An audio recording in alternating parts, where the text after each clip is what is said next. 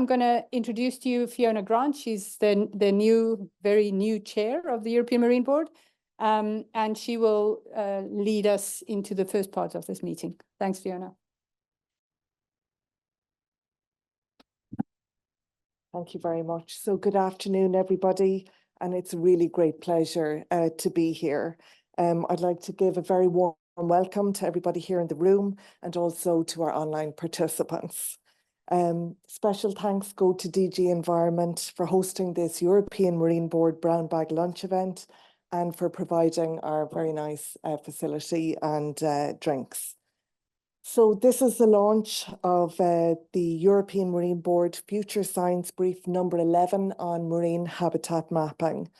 And this event aims to highlight the main messages from the document on future science and policy needs to advance next generation marine habitat mapping to support European and international commitments on biodiversity, conservation and restoration. This event will also discuss marine habitat mapping for the Marine Strategy Framework Directive, the Habitats Directive, and the now adopted Nature Restoration Law. So very happy people in the room today. So congratulations to everybody who has been supporting that. So the document also sets out very clearly its contribution to the actions of the mission to restore our ocean and waters by 2030, and also the outcomes of the UN Decade of Ocean Science for Sustainable Development. So you'll see that the report describes current methodologies, challenges and limitations in marine habitat mapping, and it provides a tantalizing glimpse of the future where AI techniques are combined with swarms of autonomous vehicles and devices to provide cost-effective monitoring and restoration guidance. The recommendations on data collection, standardization of classification schemes, spatial prioritization, and how we as a community communicate these findings to a range of stakeholders are all practical and implementable. But we in the European Union must continue to make a case for investment in seabed and habitat mapping as a fundamental knowledge base to underpin the sustainable blue economic sector and to sustain jobs in the marine and maritime space to 2030 and beyond.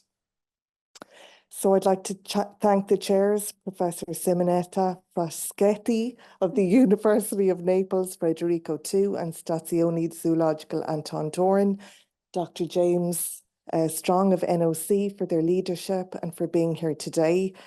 I'd really like to thank all of the 12 working group members, and in particular my colleague Emer O'Keefe. We graduated from Earth Sciences in the University of Galway many years ago, so it's very nice to be here with her today.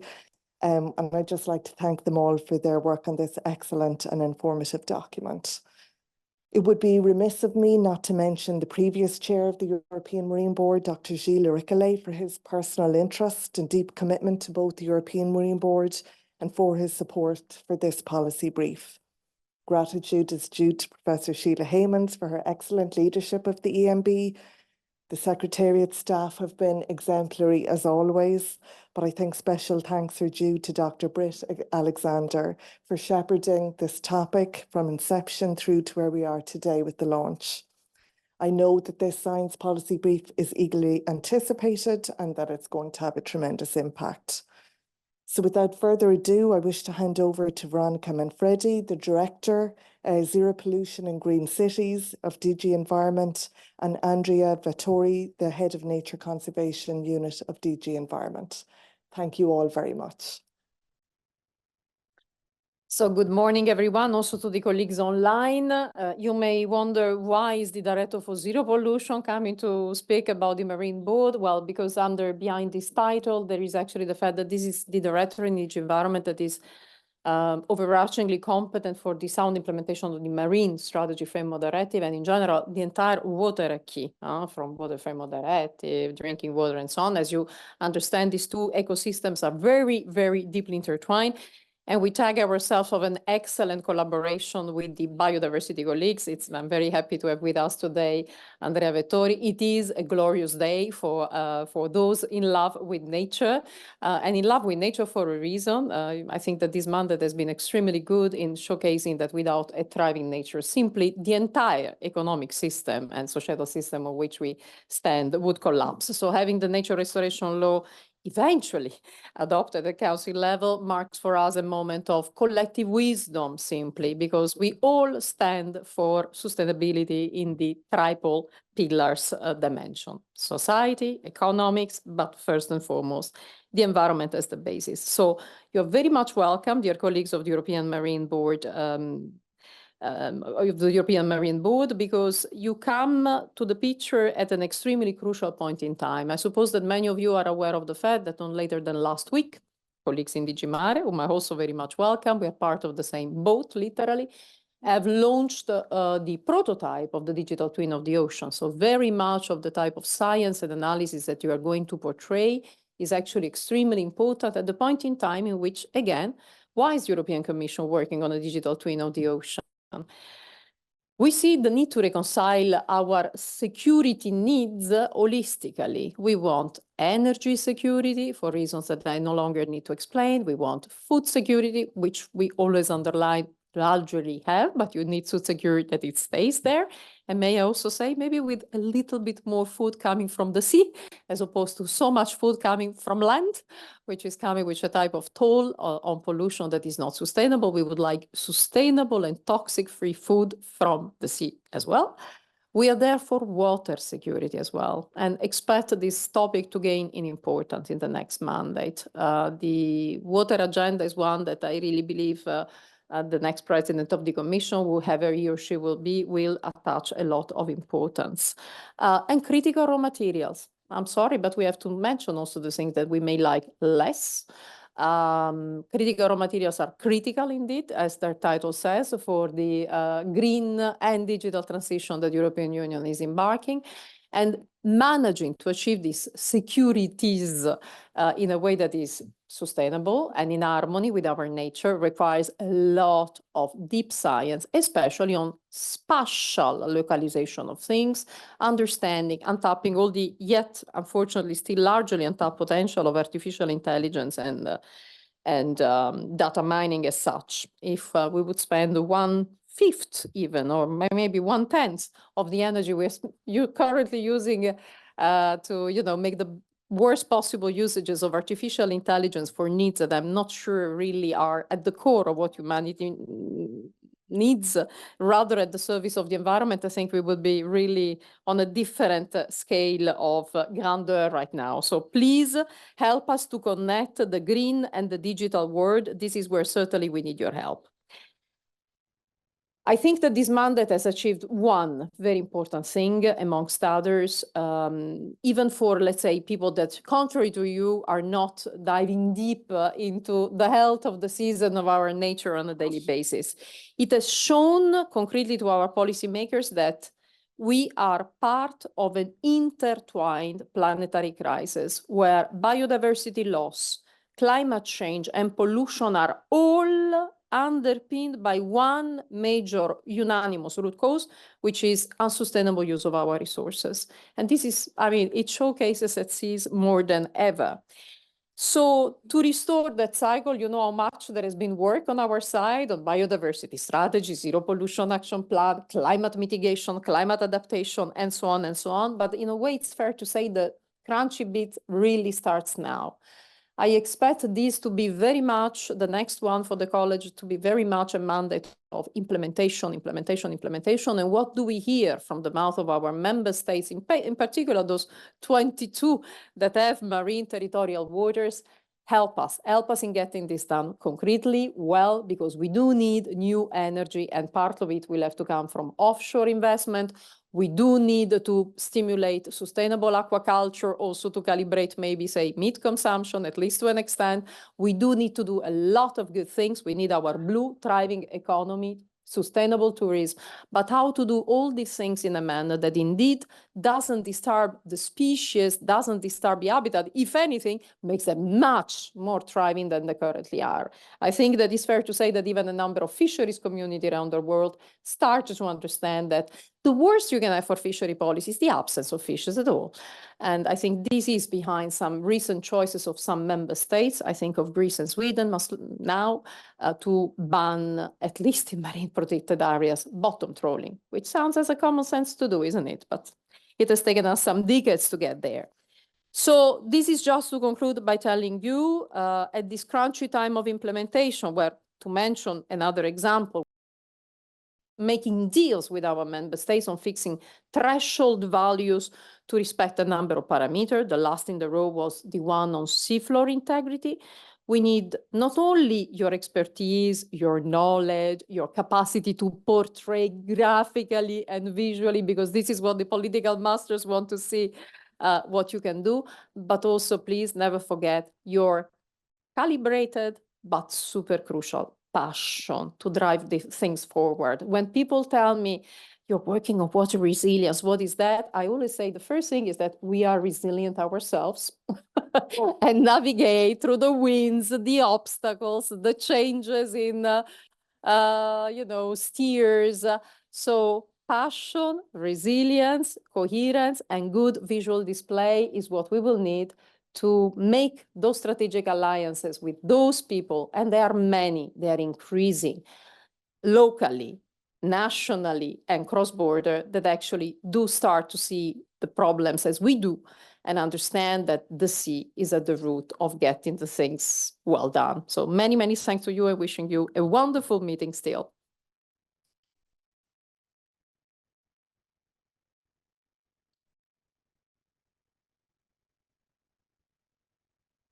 Good afternoon, everybody. And well, I'm in a difficult position to come on scene after the passionate speech of Veronica. But I just wanted to thank you very much for joining us online or physically in DG Environment for this brown bag meeting. And it's really a pleasure to welcome the European Marine Board for this important report. That, as Veronica said, will be is very timely and very helpful for our work. The European seas are home to an amazing diversity of marine life, and of course, the support of a lot of communities at sea and in coastal areas related to that. I think this went just by mistake. I just send it back. Voila, yeah. Here it is, to sensitive computer. And so it's fair to say that although many corners of our seas have been studied from ancient times, there's still a lot of things we don't know. And it's like, thanks to people like you, all the many researchers throughout the EU and throughout the world that are investing their efforts in knowing more, that policymakers like us can take the right decisions in setting the policy frame. We still know very little about the distribution and condition of marine habitats and species, and this knowledge is essential to plan our marine conservation policy and restoration activities, and including the implementation of EU legislation. The EU Biodiversity Strategy to 2030 aims to put Europe's biodiversity on a path to recovery by 2030.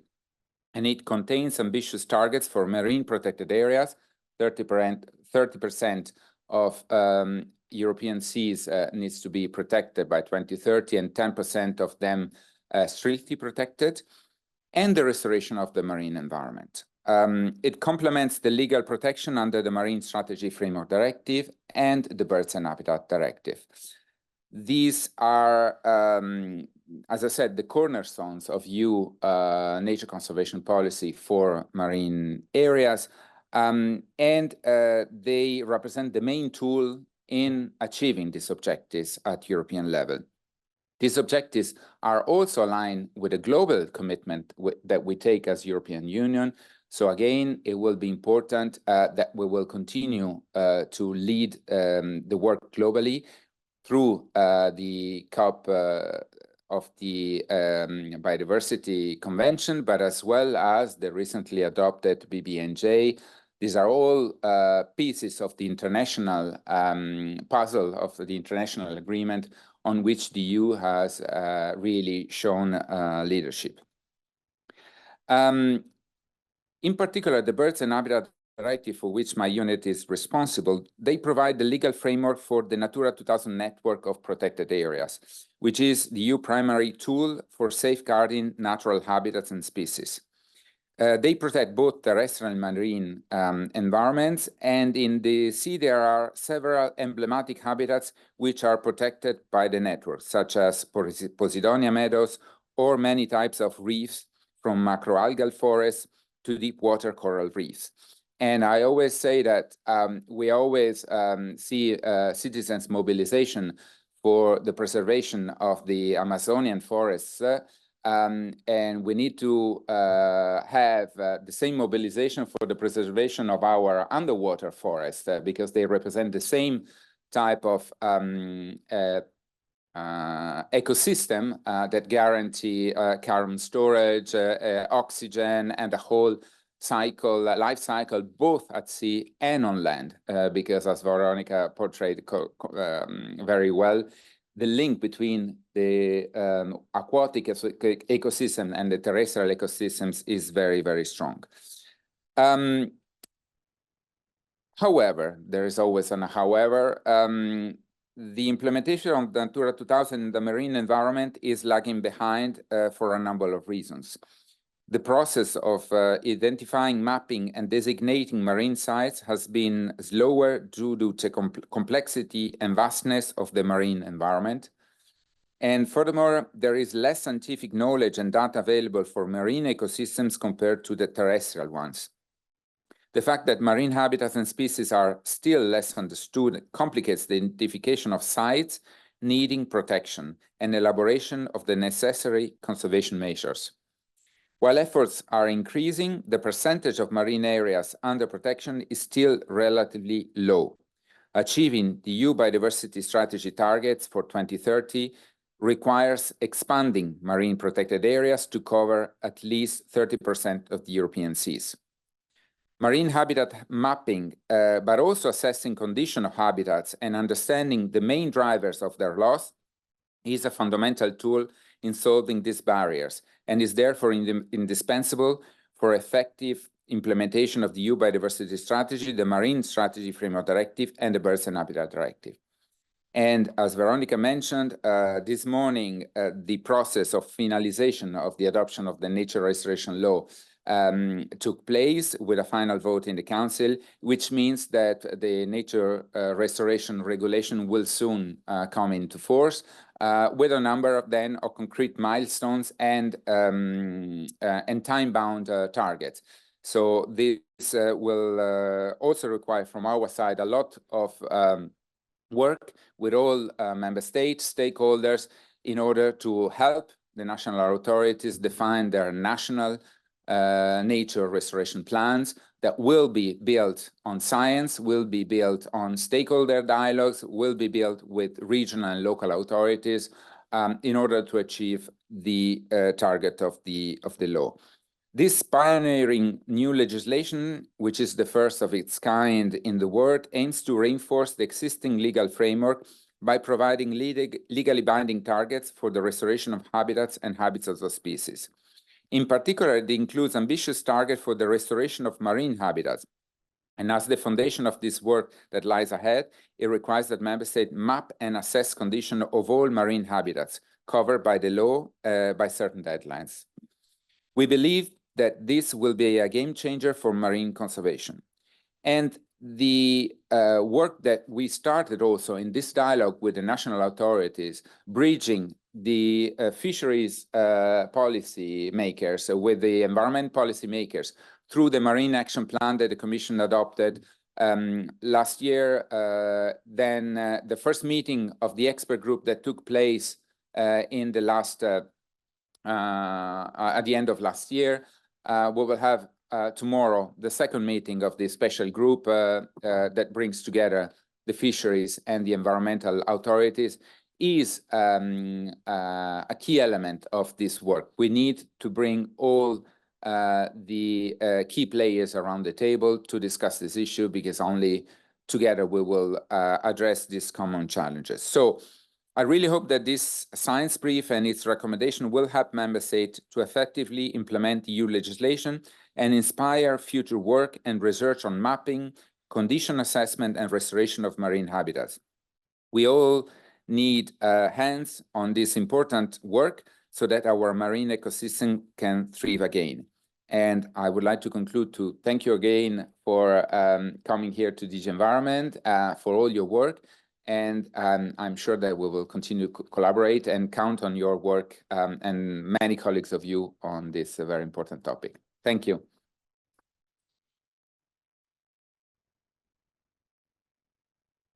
Thank you. Thank you very much, both of you, Veronica and Andrea, for your wonderful words. I think we have I think we're going to go straight into the presentations now. I don't know if you want to stay here. You were not going to see, so maybe you want to sit in the front, but you are more than welcome to stay there as well. So we have the presentations. The presentation of the document will happen by the chair. So the chair and the co-chair, Professor Simonetta Fraschetti, and will you stay there? You'll stay here, okay? Okay, you've seen the slides before. There we go, Simonetta.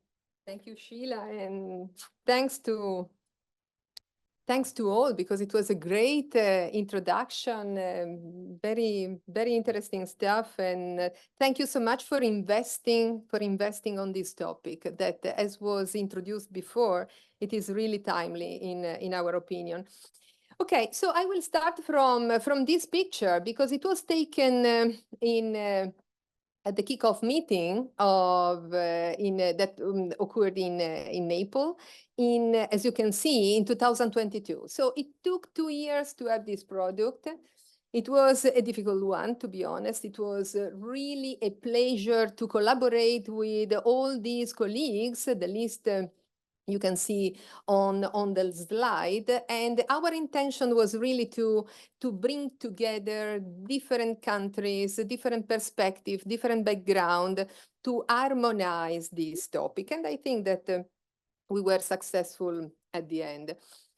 So I start from describing the structure of the science brief, also because you will have just a taste, but you can find the whole list of topics in the document. So the science brief has been conceived to provide an overview of the current state of art and future research and policy needs to really implementing marine habitat mapping, because, as was said today, there are a lot of gaps still.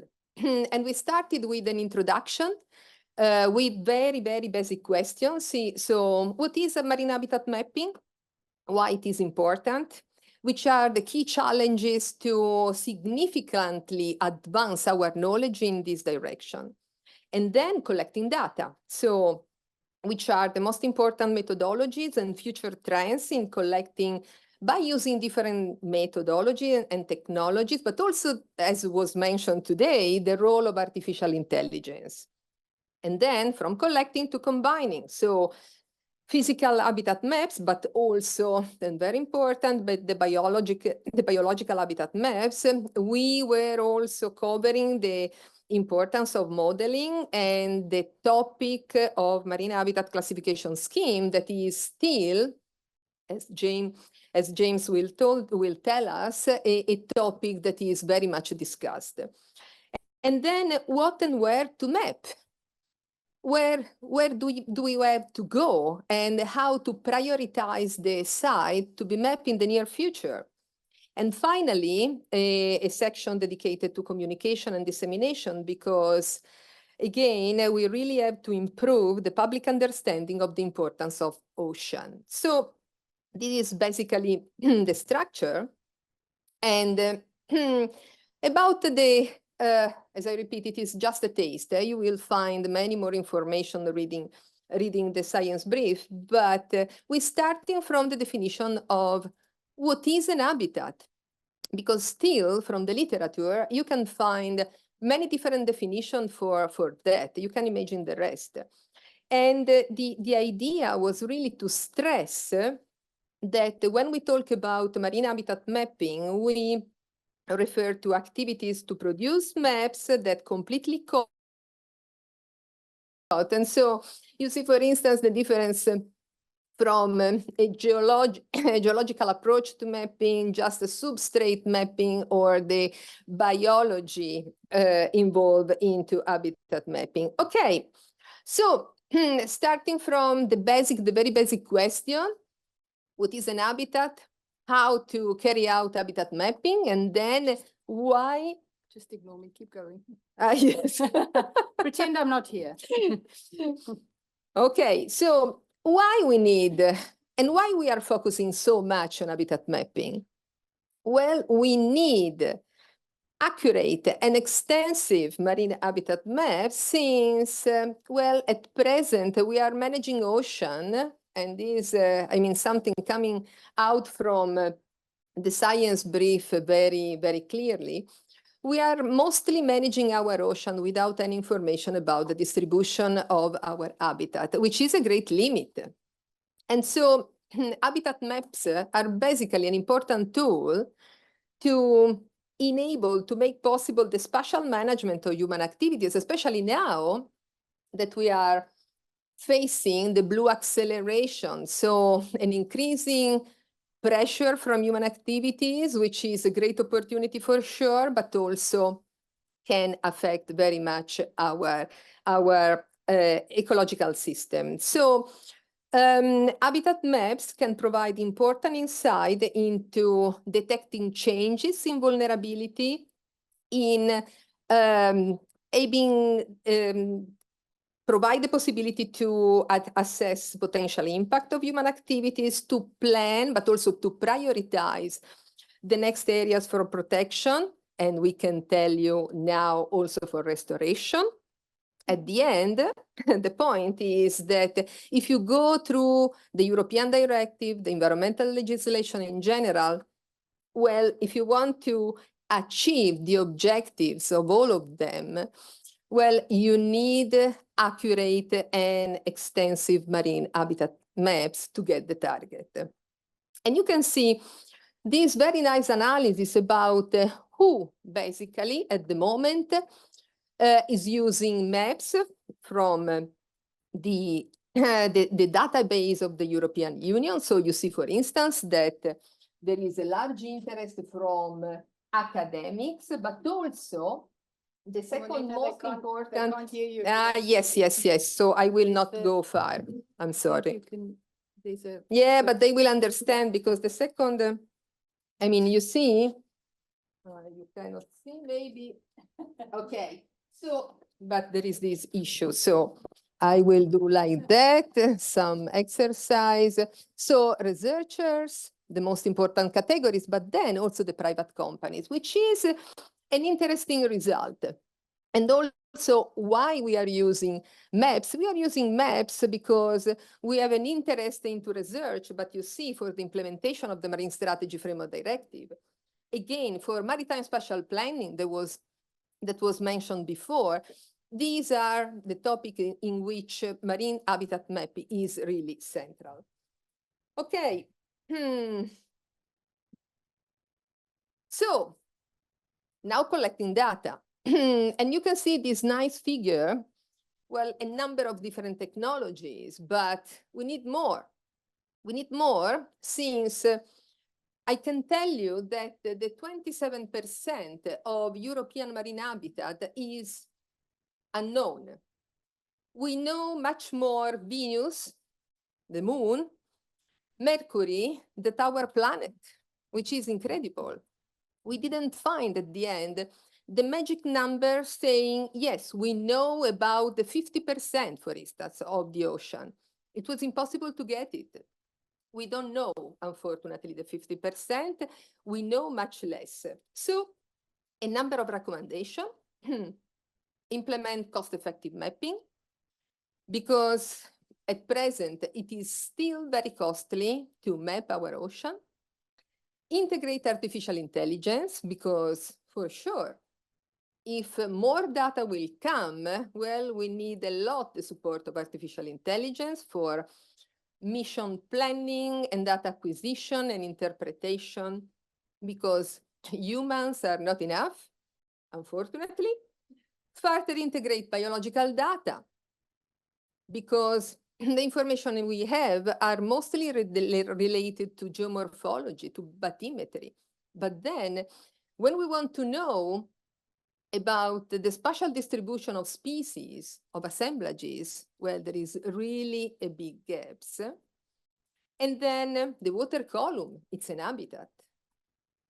But for the moment, when we talk about marine habitat mapping, we are referring mostly to benthic habitat mapping. We have to integrate the information between the two. So passing from a two-dimensional mapping through a three-dimensional one. Maybe four, including time. This is also very important. There are places in the world that are particularly important from a functional point of view. We are really to invest more in space and time to have a good description of our ecological system. And then, if we want to do it in the best way we can, we really have to better invest in coordination at national and regional level, to share facilities, to share infrastructure that are costly so much. And this idea to build a new alliance between the public and the private companies. This will be also, in our opinion, very important for the development of next generation mapping tools. James, for the rest, I give you the floor.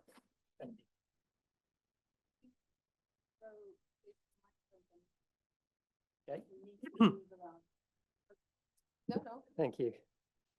Right, so it's really no exaggeration at all that we have better quality, full coverage topographic maps of other planets than we do Earth. So as Simonetta said, we have full coverage topographic maps of Mercury at 166 meters, Venus at 100 meters, Mars the same, again at 100 meters, and often large areas down to 20 meters. But when it comes to the Earth, for full coverage products, we rely on satellite altimetry, which has a spatial resolution of about 5,000 meters, so a very coarse product.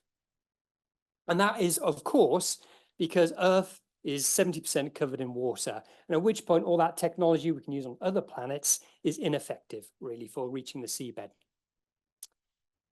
And so we're a little bit more dependent on using acoustics rather than optical methods for mapping seabeds. And we also need sensors that are in the water. So they're either on ships or they're on autonomous platforms, autonomous vehicles. And this table, which is also in the report, helps emphasize one of our initial recommendations is that we need to move very quickly to cost-effective mapping because it is such an expensive exercise. And the main suggestion here is that where possible, we move towards autonomous platforms. And the benefit there is it's cheap. It also produces very high quality data, and they're often electric vehicles. So they're helping us decarbonize marine science. Right, so at some point we have to take all our remotely sensed information, like our acoustic data sets from multi-beam echo sounders and maybe our camera observations, we need to pull it all together. Now, the problem is for most marine species and habitats, we can't directly detect them in remote sensing. There are some exceptions like tropical seagrass in satellite imagery or deep cold water corals in acoustic data sets, but generally we're dependent on taking point observations that are rich in biological information and trying to extrapolate that across remotely sensed data sets. Now, whether we like it or not, that requires an element of modeling. Now, of course, well, no, I do. It's my bread and butter, unfortunately, but I know that it's a tricky exercise. So there are many techniques that we can use to model, to do this extrapolation process. And equally, there's a lot of flexibility within those models as to how you implement them. So there is an emphasis and a need on habitat map producers like ourselves to try and optimize and standardize that process. And also to try and communicate what our models are doing and how well they're performing, which is a topic I'll come back to in a moment. And equally, the old adage of garbage in, garbage out has never been more true than for habitat mapping. We are often working in data-poor systems where we can produce quite convincing models, but when we actually look at the accuracy, they can be poor. So yes, we need to be more careful about how we use models and make sure that they are high quality and consistently made. Another key tool in how we produce habitat maps is the habitat classification scheme. This you can think of as a dictionary of habitats. So when I'm in the UK and I'm trying to classify a kelp bed, I'm hopefully classifying it the same way as Simonetta would in the Mediterranean if we're using the same dictionary. Now, perhaps in a similar way to dictionaries, every country has their own, and they tend to be quite descriptive. And one of our main recommendations here is we need to move more towards a centralized classification, which is provided by the UNIS classification, but also to make it more usable and to make it more consistent, we need quantitative thresholds attached to many of these classes, so that when we potentially define what a kelp bed is, that there are numbers that can help us delineate that feature the same way. So not just on species composition, but also about the abundance of animals that can make us provide very consistent definitions of habitats. A bit, again, like a dictionary, these classification schemes provide the identity of things. They say this is what it is. But well, for a marine ecologist like myself, that's very useful. I like to know what these habitats are. But we recognize that the identity of things isn't always the most interesting, especially for other map users. So we also suggest that these habitat classification schemes move from identity labels, but also include other attribution about, say, the sensitivity of habitats, the rarity, what they do in the way of ecosystem processes. So not just what that habitat is, but what it does, how it responds, etc.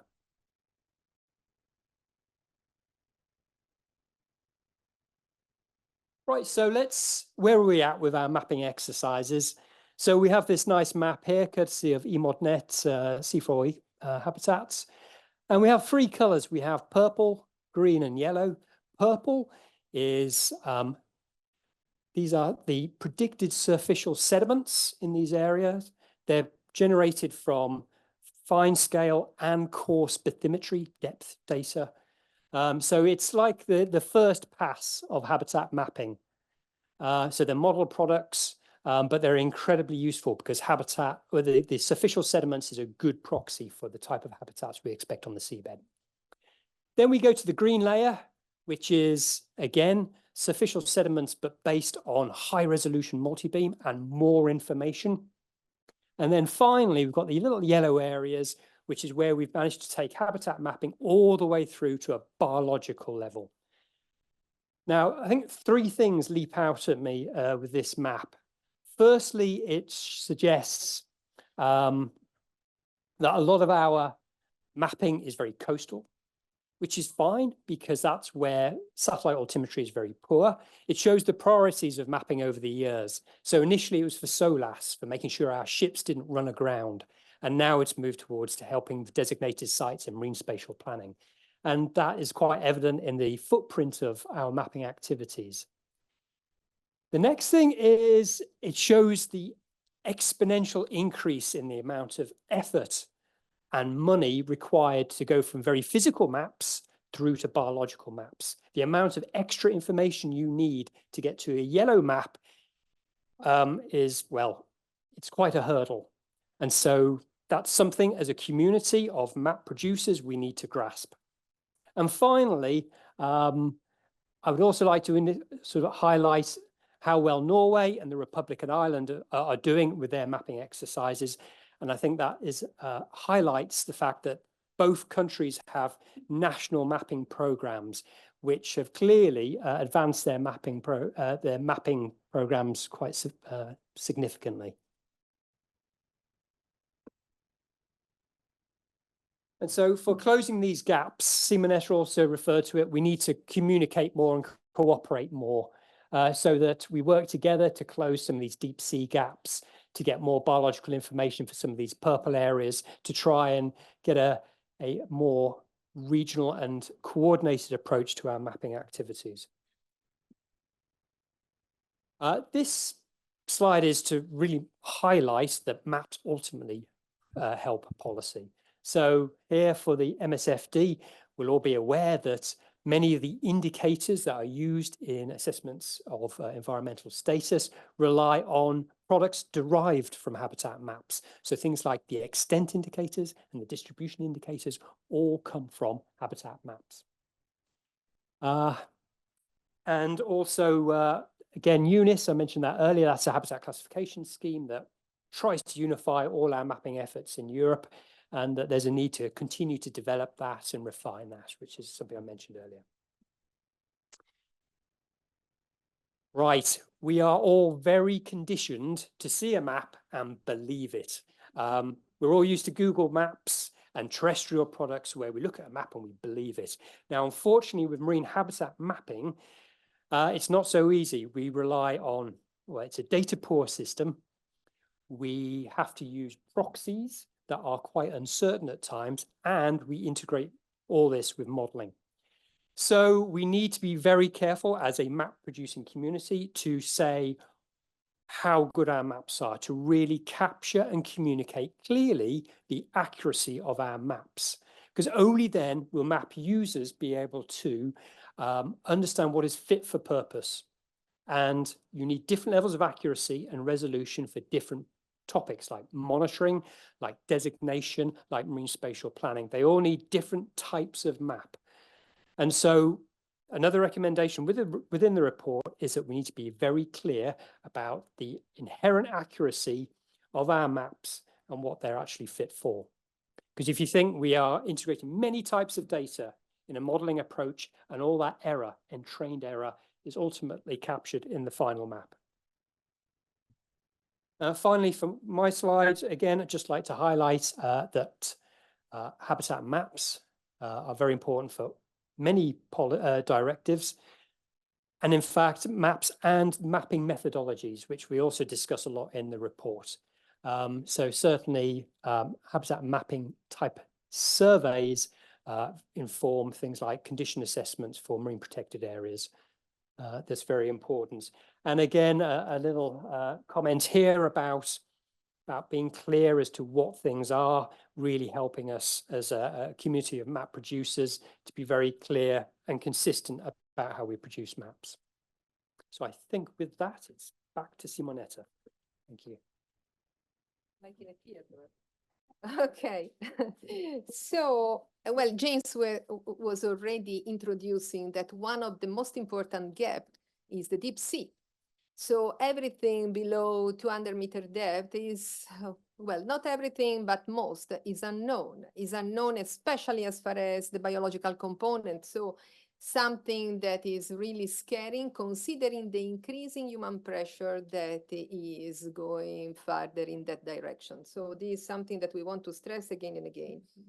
And not only habitat gaps, also geographical gaps, because we were already stressing that there are areas, especially in North Europe, in which dedicated projects were able to cover very much their cost. And it is also important to stress that in these countries in which dedicated projects were carried out, there was a lot of economical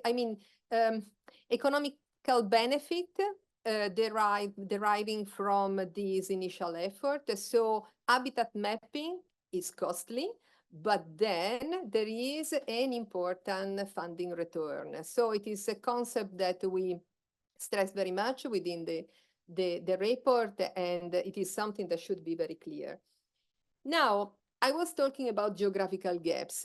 I'm sorry to say that my Mediterranean Sea, well, yes, there are important gaps, especially considering the North Africa. In that area, the biological coverage is very low, but there are also other areas like the Black Sea in which there are important gaps.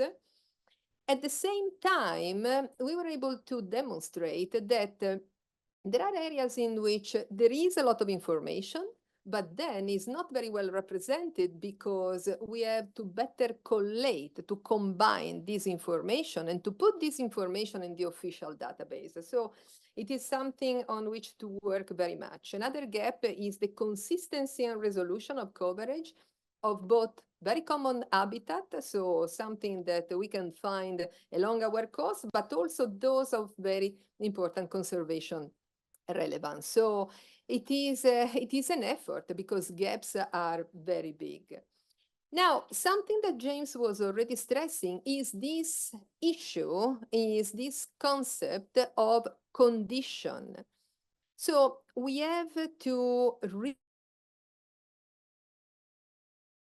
I was talking about marine protected areas, no? So marine protected areas, we have a lot of very nice and working marine protected areas, but for the moment, talking about network, it's very hard because coherence is a condition that is very difficult to reach.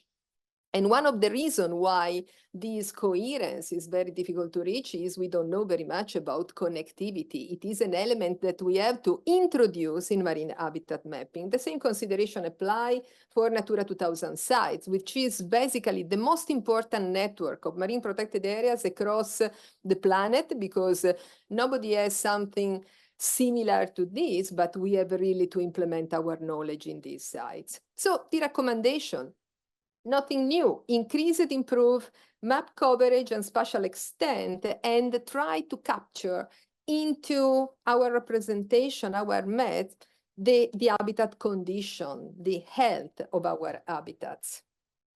And a zoom, okay. So James was already addressing this issue, but we like to zoom in it a little bit more. So not only habitat, but human pressure. We have to get more knowledge about the distribution and intensity of human pressure. We don't know very much about the effect of different combination of threats on different habitat. And this, combining the knowledge about the distribution of habitat in terms of species and assemblages together with the distribution of threats, well, it could be very beneficial for understanding where is bad and where is good, where is favorable condition, where the condition is not favorable at all, also in terms of restoration intervention. So not only habitat, not only benthos, not only water column, not only human pressure, but then also good and service. It is something that we want to stress. It was very hard to find mapping effort in terms of representation of good and service provided by habitat. This is an information that in our case is also very important to understand, to make people understand about the benefit, potential and current benefit that habitat can bring to society. So it is something that should be addressed very much. Okay, we were repeating this topic also. Where to map first? So we have been mapping in several areas across Europe and outside Europe. We identified some gaps, but then we have to be clear that we need very, let's say, clear methodology for running something that has been largely adopted in other fields, in maritime spatial planning, for instance, in systematic conservation planning. So spatial prioritization, the adoption of the decision support tools, excuse me, that could lead more easily to identify areas that are more important than others to start with marine habitat mapping. In the meanwhile, while we develop the right criteria and we select the appropriate decision support tool, we made some suggestions. As I was saying, there are already individuated hotspot of ecosystem functioning, those areas that are, let's say, more relevant than others from an ecological point of view, that can be very relevant for coherent network of MPAs. Not only that, not only what is very good, also what is very bad. So, for instance, mapping areas that are known to be affected by human impact, like trawling, should be absolutely prioritized to really understand the extension of the disturbance. And then I was talking at the beginning about the blue acceleration, this interest within the blue growth, this vision of the European Union. So a lot of new and old economic activities that will be further expanded. And there are a number of sites that have been already individuated for installing these new blue economy activities. Well, we have to go there. And with this alliance that I was referring to before, so private and public all together, to implement our knowledge before it is too late. So in terms of recommendation, it is very easy. Develop guidelines for the prioritization of marine habitat mapping, but it means also invest more in this direction. And now, well, something that is really in my heart, the nature restoration law, we are very happy of the result of today. We need high quality data. It has been repeated and repeated, but the point is that the nature restoration law has set a very ambitious target. They are very ambitious, considering the knowledge we have especially. So the question is how to guide the allocation of the restoration target, where to first start with the restoration intervention.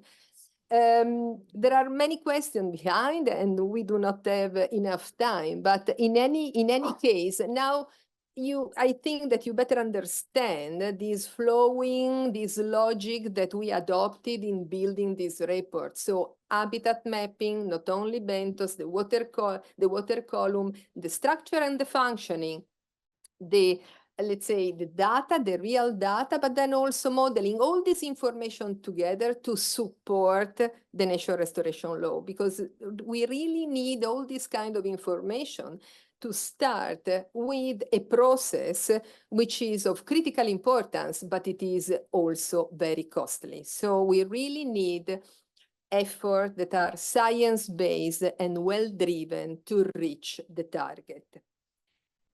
And finally, well, communication and dissemination.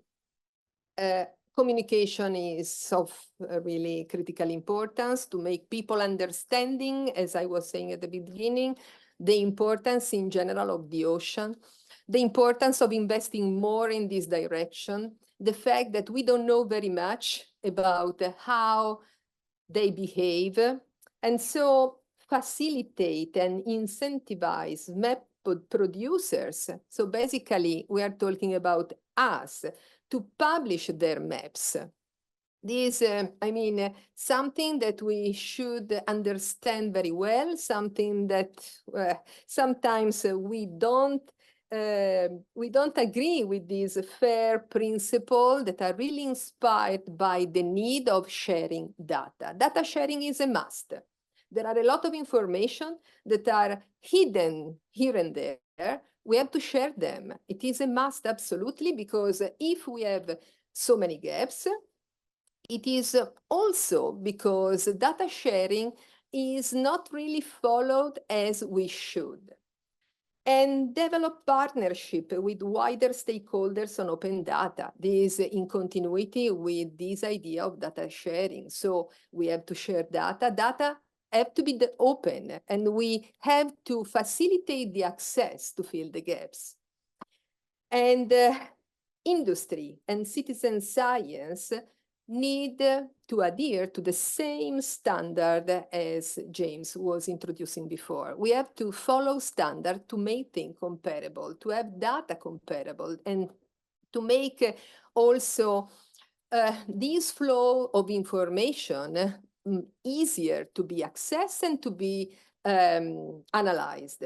And finally, to develop accessible mapping product for ocean literacy. It is something that we talk about very much, supporting citizen science initiative, because one comment, and we are at the end, one comment that I would like to do at the end of this presentation that I hope that you liked is, well, we were estimating that using the present technology and adopting the same investment, it will take about, I like numbers, so it will take 124 years to arrive at the end of the mapping of our planet. Well, it means that we will not see let's say, the end of this process, but not even my daughter will see the end of this process. So, well, we really hope that this science brief will support this process and it will make it a little bit faster. Thanks a lot, and well, hoping it will be of interest for you. Thank you very much. Okay, so now we're going to have a discussion, and if you guys want to take a QR code, you can. I'm going to stop sharing the screen. We have some documents if you want to have a look at it up there as well.